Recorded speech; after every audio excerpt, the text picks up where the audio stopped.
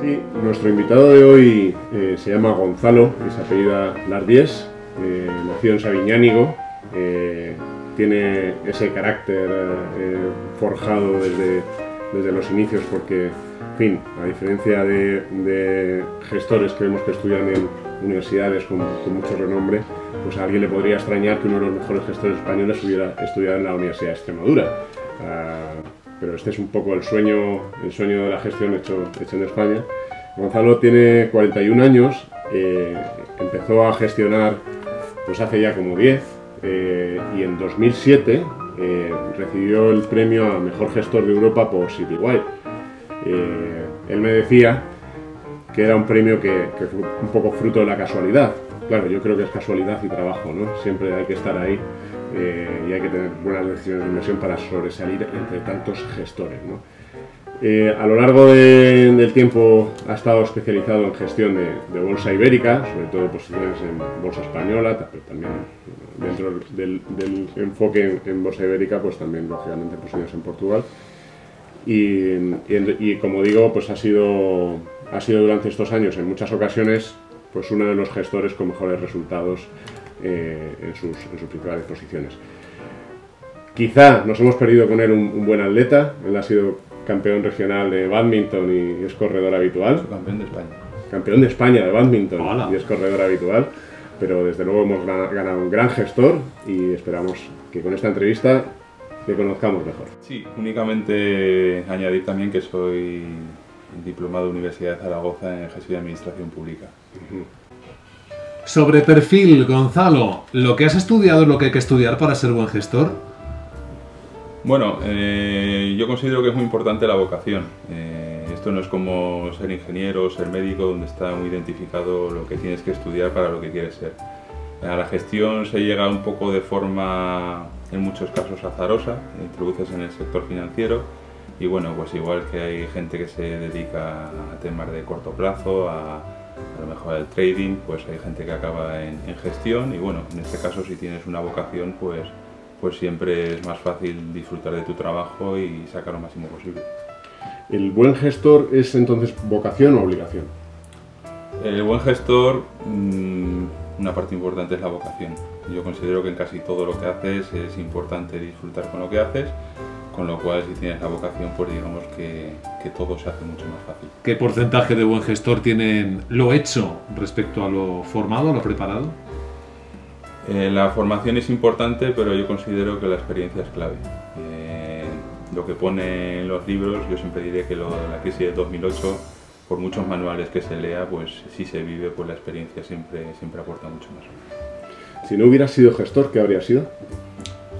Pues no lo sé, es complicado. Siempre me han apasionado los deportes, no me disgustaba estudiar INEF, pero bueno, tampoco las salidas eran muy sencillas, el tema había que desplazarse bastante lejos, luego al final acabé estudiando en Extremadura, pero bueno.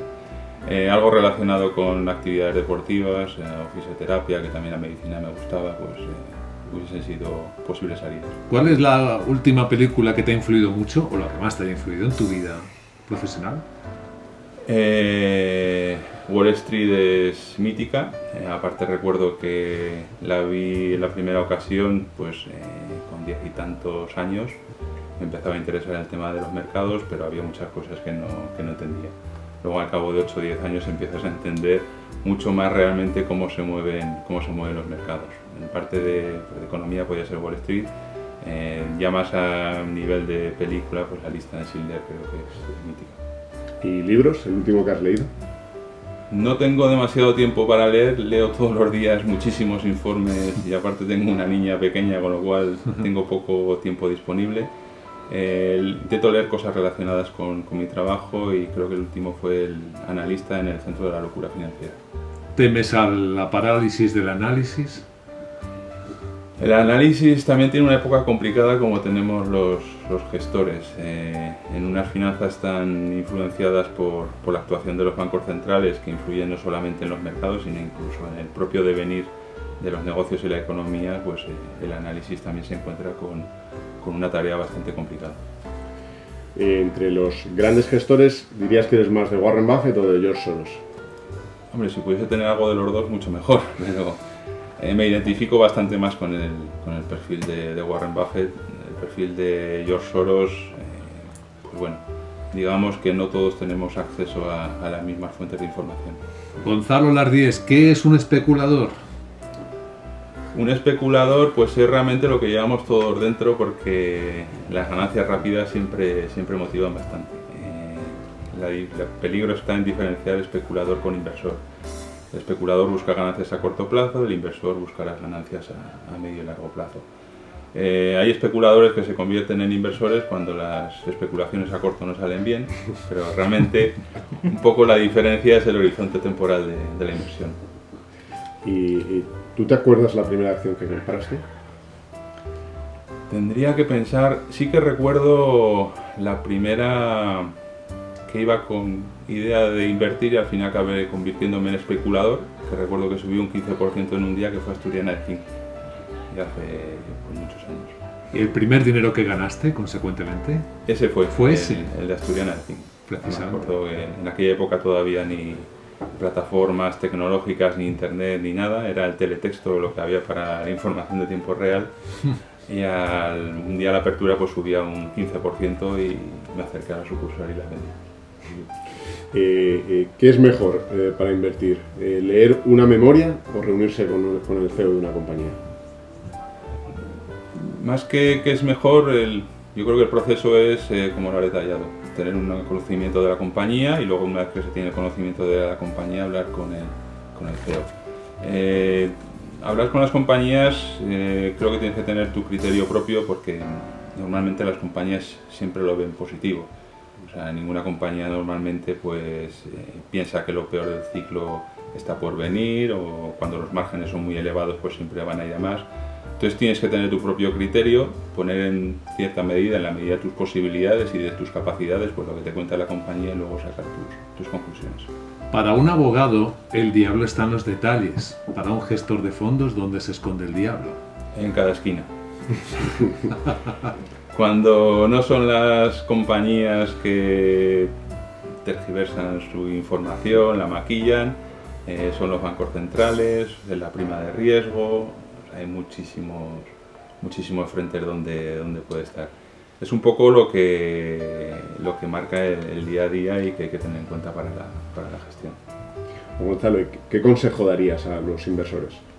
Algo así como una frase, ¿no? Sí. Pues yo creo que lo primero es conocerse a sí mismos, diferenciar en si somos inversores o especuladores, y realmente pues poner mucho sentido común y ser consecuentes con sus propias decisiones, que las decisiones, las buenas, tienen que ser siempre propias y estar lo menos influenciado por el entorno.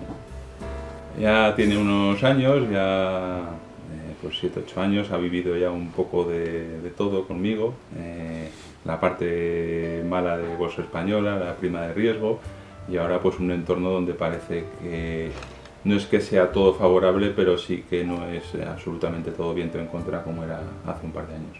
¿Cómo lo definirías? El entorno, El fondo. El fondo. Bueno, intentar maximizar en los buenos años de mercado pues la rentabilidad de la cartera, y cuando el ciclo cambia pues intentar anticiparnos y amoldar la cartera a ese peor momento. Entonces exprimir los años buenos y ser cauto en las situaciones más peligrosas del mercado. Sí, desde que ha empezado este año el fondo está más de un 12% arriba. ¿Tú crees quizás una rentabilidad que es mayor a la que muchos esperamos casi para el conjunto del año, ¿no? Da la sensación de... ¿Tú sigues viendo oportunidades todavía pese a este buen arranque? Sigo viendo oportunidades, y hablábamos hace un momento del horizonte temporal. Si vamos con un horizonte temporal de medio a largo plazo, 2-3 años vista, todavía en el mercado hay muchas oportunidades. Si vamos con un horizonte temporal de 2 meses vista, en cualquier momento puede suceder una corrección y, pues bueno, y estar un poco inquietos porque a lo mejor nuestra entrada se pone en pérdidas. Pero si ya lo veía en el año pasado, quizás muchas cotizaciones habían corrido demasiado en muy poco periodo de tiempo, con lo cual la última parte del año pasado dio oportunidad para volver a tomar posiciones o terminar de hacer cartera en determinadas compañías. Con lo cual, a 2-3 años vista sí que soy bastante optimista dentro del mercado que gestiono. 2-3 años vista es tu horizonte temporal con el que te gusta trabajar. Es el que en este momento creo que con unos datos de crecimiento como el que tenemos y el entorno más favorable que hay, y sobre todo también teniendo en cuenta una situación de partida donde revertir a la media pues ya supone un recorrido importante, creo que en próximos 2-3 años hay mucho recorrido en cuanto a mejoría de ciclo, y a partir de ahí pues habrá que volver a evaluar, porque muchas cosas han podido cambiar en el entorno y quizás hay que o incrementar el riesgo de cartera si el entorno es muy favorable, o ver un poco la situación que hay, a lo mejor volvernos más defensivos. Pero yo creo que con el crecimiento que tenemos este año y el que se espera para el que viene, pues creo que es una situación con unos cimientos bastante sólidos en el entorno actual. Gonzalo, esta semana empieza el QE del Banco Central Europeo, mucho dinero llegando al mercado. ¿Esto te hace más fácil o más difícil la vida? Quiero decir, más fácil en el sentido de que hay alguien que está comprando, pero desde el punto de vista de un gestor que valora compañías y que las compra en base a un valor estimado, es más difícil, ¿no? El tema está en que la flexibilización cuantitativa, QE, el que los bancos centrales emitan divisa, ya no afecta solamente a las cotizaciones, sino que creo que incluso afecta al propio comportamiento de la economía. Esto es algo que tendremos que tener en cuenta en el futuro. Todas estas medidas de estímulo no son gratis y en algún momento tienen que tener alguna consecuencia. Esta consecuencia pues en Japón todavía no se ha visto, llevan 20 años con política de tipos cero y estimulando la economía, pero desde luego parece que están poco a poco metiéndose en un círculo vicioso del que cada vez les resulta más difícil salir. Entonces esto distorsiona el binomio rentabilidad-riesgo, hace que los inversores no valoremos los riesgos de manera adecuada, porque sabemos que está el sustento del Banco Central, entonces dificulta bastante la tarea. Esto incluso pasa en los negocios, con lo cual a las compañías mucho más. Y se traduce en que ninguna compañía pues prácticamente hoy en día te da una visión de dónde puede estar a más de 6-8 meses vista, lo cual dificulta mucho la tarea de gestión. ¿Puede haber algo de burbuja en algunos activos? Bueno, llevamos matando a la renta fija ya los 2 últimos años. No hay recorrido en renta fija, la bolsa es la alternativa y nuestros compañeros de renta fija del fondo pues siguen dando todos los años unos resultados fantásticos. Casi siempre las burbujas se suelen ver cuando estallan y anticiparse a las burbujas pues correr el riesgo de a lo mejor quedarte sin una parte importante de un entorno que todavía es positivo. No sé si toda esta política de estímulos financieros y monetarios parece que sin fin. Creo que algún día tendrá una consecuencia, pero únicamente, pues como sucedió aquí con el inmobiliario, pues se verá cuando suceda. De momento adelantarse pues tiene también su parte peligrosa. Gonzalo, hablando de tu cartera, a cierre de año Telefónica era tu principal posición, ¿sigue siendo? No. Hemos reducido algo la exposición y ahora creo que la mayor posición es Repsol. ¿Repsol? ¿Qué te gusta de Repsol? Bueno, el castigo que tuvo hace 3 o 4 meses, que es cuando tomamos posiciones, incrementamos la posición de la compañía en el fondo, y habrá que ver un poco pues si los precios del petróleo al final encuentran pues niveles se sostienen por estos niveles actuales. También es verdad que la caída del precio del petróleo está traduciéndose en mayores márgenes, lo cual a todos los consumidores pues no es algo que nos satisfaga, pero bueno, las compañías parece que lo están capeando bien. Entonces es un poco también la operación que ha hecho en Canadá, creemos que aporta valor en la compañía a medio y largo plazo, aunque a corto pues está en incertidumbre de los precios pagados. Todo esto pues nos hace ser optimistas en cuanto a posiciones de la compañía. Telefónica no significa que lo veamos mal, es más, el sector de telecoms en Europa es uno de nuestros preferidos a medio plazo, pero sí que es verdad que el recorrido ha sido muy importante en los últimos 2 meses y por eso hemos reducido un poco posiciones. Pero esto no significa que hayamos cambiado nuestra visión de la compañía. Si la mayor posición es Repsol, ahora en Madrid Ibérico Acciones, ¿cuáles son las siguientes importantes? Pues estaría Telefónica, también tenemos un peso importante en Iberdrola, Ebro Foods y ArcelorMittal. Completarían las 5 mayores posiciones. En compañías portuguesas, sí. ¿Qué posiciones tenéis ahora mismo? Tenemos poco. Nos habíamos marcado como objetivo el nunca superar un 10% de la cartera en compañías portuguesas. Tenemos alrededor del 7-8%. del peso del fondo. Entre ellas estaba Galp, si no me Galp, sí. equivoco. Galp, un poco como sucedió con Repsol, era una compañía que no estaba presente en cartera, una compañía con atractivos, unos sólidos fundamentales, lo que pasa que creíamos que estaba bastante estirado en cuanto a múltiplos. La caída del precio del petróleo pues llevó la cotización de niveles de 13 euros pues prácticamente a 8 y fue cuando tomamos posiciones. Tenemos también algo en BCP, el banco portugués, que también tiene algo de riesgo, pero creemos que el potencial a medio plazo es elevado, y también un porcentaje en Sonar. ¿Recuerdas lo último que ha entrado nuevo en la cartera y lo último que ha salido?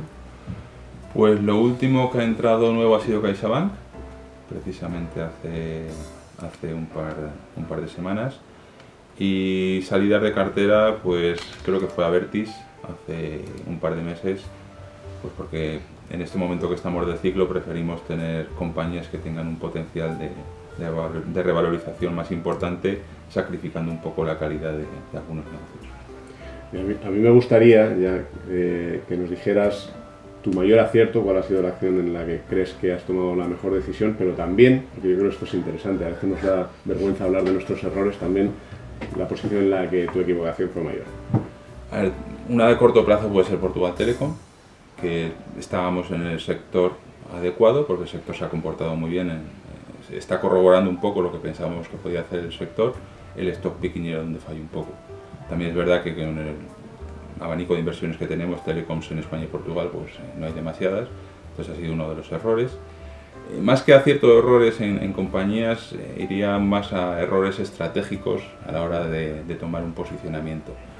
El error fue en el 2008 infravalorar las consecuencias que podía tener a nivel global toda la crisis financiera en Estados Unidos, y realmente el pensar que la economía pues se vería afectada, pero no de la forma que lo hizo. El acierto, pues una vez que nos fijamos que el entorno es importante, pues en crisis de deuda periférica, pues el fondo con un perfil defensivo, hacerlo bastante bien, pues cuando España prácticamente era un país visto desde fuera, pues que no era apto para invertir.